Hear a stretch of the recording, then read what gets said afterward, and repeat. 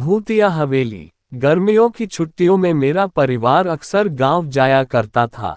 इस बार भी हम गांव पहुंचे, लेकिन इस बार की यात्रा पहले से अलग थी। गांव के बुजुर्गों से सुनी कहानियों में एक पुरानी और वीरान हवेली का जिक्र बार बार आता था। इसे गांव वाले भूतिया हवेली कहते थे। ये हवेली गांव के किनारे एक घने जंगल के पास स्थित थी। गांव वालों का मानना था कि हवेली में आत्माओं का वास है। बचपन से इन कहानियों ने मेरी जिज्ञासा बढ़ा दी थी। मैं हमेशा सोचता था, क्या सच में भूत होते हैं? इस बार मैंने तय किया कि हवेली को करीब से देखूंगा। हवेली एक विशाल इमारत थी, जिसकी दीवारें समय की मार झेल चुकी थीं। खंडहर में तब्दील हो चुकी इस हवेली के चारों ओर बेतरतीब झाड़ियां और ऊंचे ऊंचे पेड़ थे। गांव के लोग कहते थे कि रात के समय हवेली से अजीब अजीब आवाजें आती हैं। कुछ ने वहां किसी स्त्री के रोने की आवाजें सुनी थीं, तो कुछ ने दरवाजों के अपने आप खुलने बंद होने की बातें बताई थीं।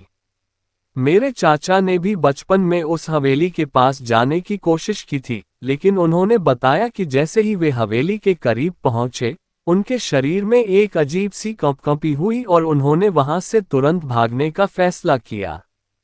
मुझे इस रहस्य को जानने का जुनून सवार हो गया। मैंने अपने दो दोस्तों अनिल और मोहन के साथ हवेली जाने की योजना बनाई। हमने रात को जाने का फैसला किया, क्योंकि दिन में हवेली देखने का अनुभव शायद रोमांचक नहीं होता। हम तीनों ने अपने साथ टॉर्च, कुछ लाठी और खाने पीने का सामान रखा। रात के समय चंद्रमा की हल्की रोशनी में हवेली और भी डरावनी लग रही थी। हवेली के गेट पर पहुंचते ही हवा की एक ठंडी लहर हमारे शरीर से टकराए। हवेली का मुख्य दरवाजा खुला हुआ था। अंदर कदम रखते ही हमारे पैरों के नीचे से सूखी पत्तियों और लकड़ी की चरमराहट की आवाजें आने लगीं। हवेली के अंदर हर तरफ धूल और मकड़ी के जाले फैले हुए थे। दीवारों पर पुरानी पेंटिंग्स थीं, जिनमें से कुछ के चेहरे घिसे हुए थे। जैसे जैसे हम अंदर बढ़ते गए, हमें महसूस हुआ कि हवेली की हवा में एक अजीब सी गंध थी। अचानक हमें ऊपर की मंजिल से किसी के कदमों की आवाज सुनाई दी। हम एक दूसरे को देखकर सिहर गए। अनिल ने डरते डरते कहा, यहाँ कोई और भी है। हमने तय किया कि ऊपर जाकर देखते हैं। सीढ़ियां चढ़ते समय हर कदम के साथ लकड़ी की सीढ़ियां चिरचिरा रही थीं। जैसे ही हम पहली मंजिल पर पहुंचे, एक पुरानी खिड़की तेज आवाज के साथ बंद हो गई। हमने टॉर्च की रोशनी से चारों ओर देखा, लेकिन वहां कोई नहीं था। पहली मंजिल के एक कमरे में हमें एक पुरानी अलमारी दिखी। अलमारी आधी खुली हुई थी।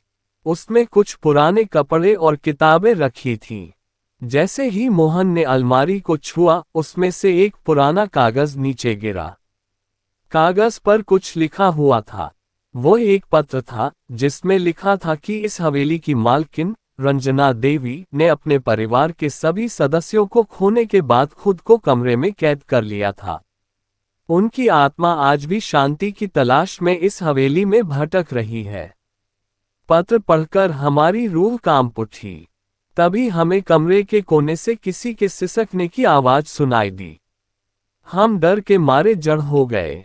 टॉर्च की रोशनी से जब हमने उस कोने को देखा, तो वहां एक सफेद साड़ी पहने और लंबे बालों वाली परछाई खड़ी थी। हमने वहां से भागने की कोशिश की, लेकिन हमारे पैर जैसे जम गए थे। वह परछाई धीरे धीरे हमारी ओर बढ़ रही थी। उसके पास आते ही एक ठंडी हवा का झोंका महसूस हुआ। उसने धीरे धीरे कहा, मुझे यहाँ से मुक्ति चाहिए। हमने साहस जुटाकर पूछा, आपको कैसे मुक्ति मिल सकती है? उसने बताया कि जब तक उसके परिवार की संपत्ति सही हाथों में नहीं जाती, उसकी आत्मा को शांति नहीं मिलेगी। अगले दिन हमने गांव के सरपंच से बात की और रंजना देवी के परिवार के बारे में जानकारी इकट्ठा की। उनके परिवार के कुछ दूर के रिश्तेदार शहर में रहते थे। हमने उन्हें हवेली की स्थिति और रंजना देवी की आखिरी इच्छा के बारे में बताया। कुछ दिनों बाद वे लोग गांव आए और हवेली की देखभाल शुरू की। उन्होंने रंजना देवी के नाम पर एक मंदिर भी बनवाया।